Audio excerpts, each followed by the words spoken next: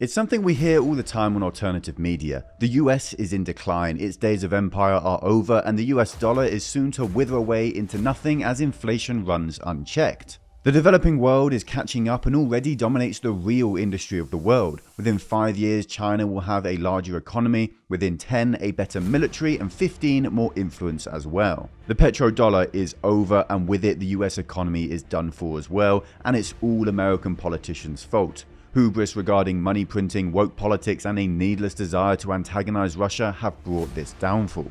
And now, over recent weeks, we've heard of some new developments, a plan straight from Putin's mouth which will well and truly spell the end of America. An alliance to take over the globe, a currency to control it, and a new world order set on nothing short of world domination. But what's actually going on, and is there really any credence to these end of the world predictions? Well, to really understand what this most recent catalyst that sent analysts screaming is, we need to understand what has happened over the last couple of years with regards to the US dollar and American foreign policy. For this, we start with the Russian invasion of Ukraine and the West's response. It's a tired tale now, something we all know about, but as Russian troops crossed the border and fired their weapons, the American-dominated financial system of the world fired back, and it tried to shut Russia's economy down. The Russian central bank has hundreds of billions of dollars worth of assets spread out amongst many banks across the world. 10 billion in gold bars here, 20 billion in euros over there, and 30 billion in US treasuries somewhere else. But at the flick of a switch, suddenly it was as if the Russians had nothing overseas at all. The West swiftly and assuredly seized those assets and passed laws sanctioning anyone and everyone they could, and essentially stole these billions of dollars from the Russian state and put Putin in a bit of a pinch. He had been preparing for this war for quite a long time, stocking up on gold, oil and gas and various other currencies as well aware that the sanctions would follow his orders to attack, but he didn't expect the West to go this far, and it revealed just how much influence and control the West or America actually has over the financial systems of the world. So we see Putin fight back. He institutes his energy war in Europe and threatened to freeze millions over the coming winter, and he begun the process of propping up the ruble by forcing customers to buy Russian oil and gas with his currency and not theirs. This was met with resistance, as you might expect, and it was by no means a slam dunk for Russia. Their financial markets were shot and still are. Their replacement for SWIFT has been lackluster and underwhelming to say the least, and the strong performance of the ruble in the first couple of months following the invasion has now been replaced with a slow and steady decline of the currency, as it's now fallen by more than 20% since its peak. What we see here is basically the West flexing their financial muscles, and the might is impressive, but it's also scary, and it's led to other nations that aren't immediately at threat from the US to worry and try to plan against America just in case the Americans decide to come for them next. Now, with the near fatal risk the US dollar is facing right now, investing is incredibly difficult, and we all want to find a way to protect our wealth. Goldman Sachs report that a typical stock-heavy portfolio is expected to flatline at best over the next year. With the Nasdaq down over 30% for 2022, it seems like everyone has lost money, but there is one silver lining in the form of alternative assets, and according to Deloitte, 85% of wealth managers believe there's an argument for art as a part of a wealth offering. Masterworks buys up an expensive art piece. They then break it down into smaller, affordable shares through the Securities and Exchange Commission. You can read all of the offerings and circulars at the SEC database linked in the description. This isn't crypto or an NFT at all, so don't worry. This is actual fine art from guys like Picasso and Banksy. As of right now, they've sold 9 pieces of art for an average net return of 25% to their investors, and this is throughout the crazy market we've seen since the COVID crash. They've performed so well for their investors that there's now a waitlist to join their platform, but you can skip it by clicking the link in the description of this video, and Masterworks are also working overtime to buy and release more art on their platform to meet the huge demand. I've been working with them for over a year now, and it's great to see so many Stoic Finance subscribers join them and make great returns with Masterworks. To go on ahead and join the thousands of others who have already entered the world of fine art, and skip the waitlist with the link down below in the description for Masterworks. Now, over recent months, we then saw Saudi Arabia and China actually team up together to try and oppose the US dollar's hegemony. The reasons behind it are quite clear. They're growing powers, getting more wealthy and influential by the day, and they want to forge their own destiny for better or for worse. China is dead set on eradicating the Uyghur Muslims and removing any trace of their culture. They've been doing the exact same thing to Tibet for decades now, and of course they're abusing and destroying democracy in Hong Kong too. The Communist Party narrative surrounding Taiwan is as strong today as ever, and the CCP has literally put a time limit on the time they will have invaded and conquered that island nation. These are all bad according to American moral values, and from a Chinese point of view, the West's pesky insistence that human rights exist is only going to ensure tensions between East and West get worse as we move forward. And as for Saudi Arabia, they're also constantly being accused of human rights abuses, with the death penalty for being gay still being ingrained in law, a murderous war in Yemen that's killing thousands, and that's without even mentioning the murder of Khashoggi, which was ordered by the Crown Prince of Saudi Arabia himself and sent American and Saudi relations to rock bottom. Apart from their point of view, they wish to rule their country by their own standards of right and wrong, and the risk is that America and the West stand up to them and use their financial might to sway them in a certain direction. So what did China and Saudi Arabia do? Well, they agreed to trade oil with one another and to price those oil deals in Chinese yuan instead of US dollars. This created headlines all around the world at the time because part of the US dollar's strength comes from the fact it is the petrodollar.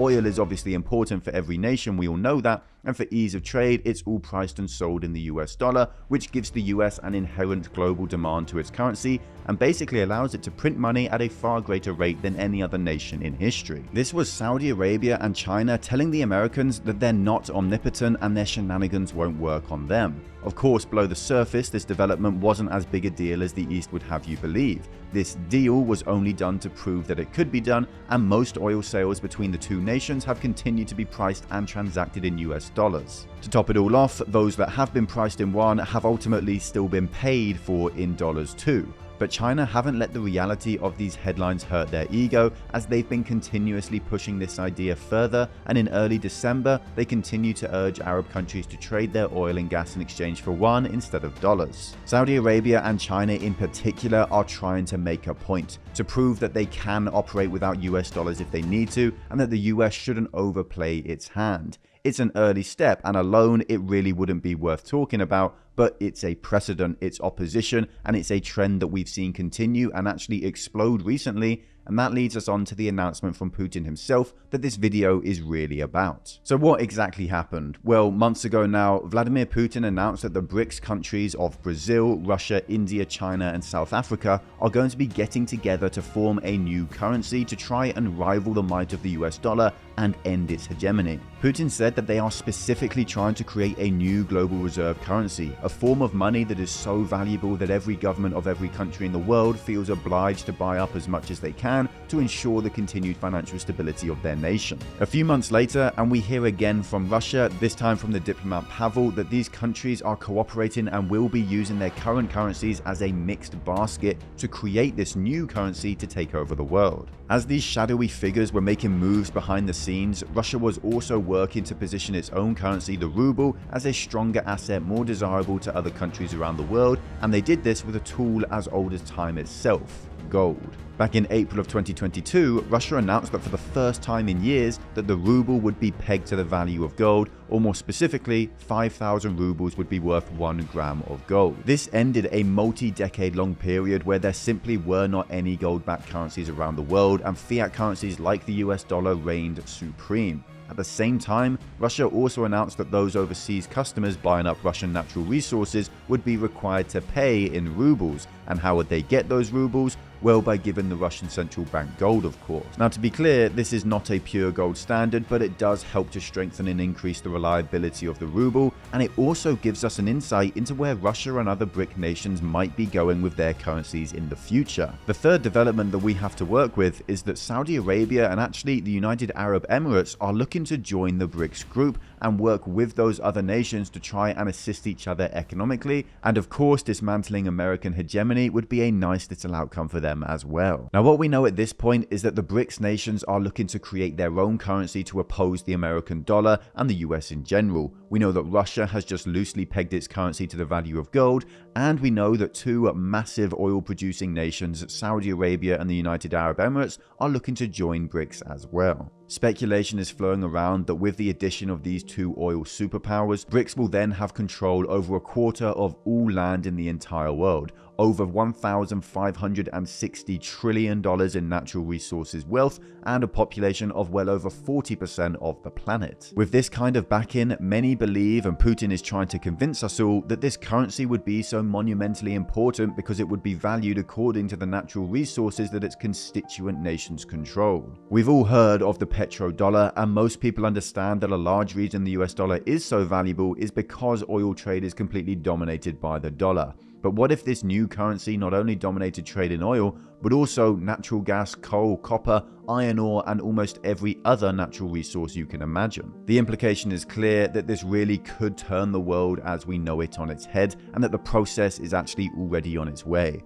A new world order is being built right now, and it's being driven forward by Russia. Now, even though the headlines behind this story are quite insane, there are numerous caveats that need to be considered here, and questions need to be asked as to whether this really is the end of the US dollar. You see, the idea of the petrodollar isn't wrong, it just doesn't tell the full story. The US dollar is so much more than just a tool to trade oil, it's a tool to trade everything. Almost every single product in the world is actually priced in US dollars, to the point where I, a Brit who lives with the pound every single day, pay my employees who live in Europe, Asia, and South America all with US dollars. The American economy dominates the world in every aspect, not just when it comes to trading oil, and that is why it's the global reserve currency. Right off the bat as well, Russia, Saudi Arabia, Brazil, and South Africa are frankly too small countries to be a real threat to the US dollar. Their economies are just not mighty enough, to the point where every single one of them combined isn't even worth a quarter of the American economy. And then there's the fact that new evidence has emerged suggesting authoritarian states overestimate their GDP figures by 40 to 50% each, and so they actually probably aren't even worth 15% of the American economy. As for China, well, that's a problem all on its own. They also lie about their GDP figures, and the true level is about half of the United States' $20 trillion,